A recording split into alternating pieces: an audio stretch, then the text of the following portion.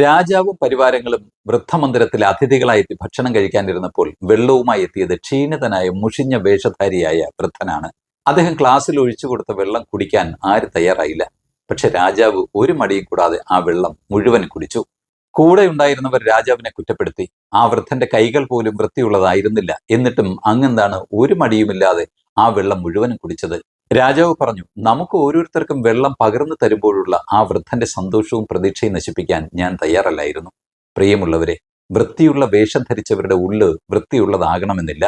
വസ്ത്രത്തിൽ നിന്ന് പടരുന്ന പരിമളത്തേക്കാൾ വാക്കുകളിലൂടെയും പ്രവൃത്തികളിലൂടെയും പകരുന്ന സുഹൃതങ്ങളാണ് പ്രധാനം. പരിസരം വൃത്തികേടാക്കുന്നവരെ കണ്ടാൽ നല്ല വൃത്തിയായിരിക്കും. എന്നാൽ നമ്മുടെ പരിസരം വൃത്തിയാക്കുന്നവരെ കണ്ടാൽ ഒരു വൃത്തിയും ഉണ്ടാകണമെന്നില്ല. മാന്യത മാറ്റുരയ്ക്കുന്നത് പുറമേയുള്ള വൃത്തിയിലൂടെ മാത്രമല്ല, അകമെ നിന്ന് വരുന്ന പെരുമാറ്റത്തിലൂടെയുമാണ്. നിസ്സഹായതയുടെ പരകോടിയിൽ നിൽക്കുന്നവർക്ക് വേണ്ടത് പണമോ പാരിതോഷികമോ അല്ല, ഒരല്പം പരിഗണന മാത്രമാണ് അവരുടെ പ്രതീക്ഷ. അവഗണനയാണ് അസഹനീയമായ അവഹേളനയായി മാറുന്നത്. അതുകൊണ്ട് താണു വണങ്ങിയില്ലെങ്കിലും തളർത്താതിരിക്കുക.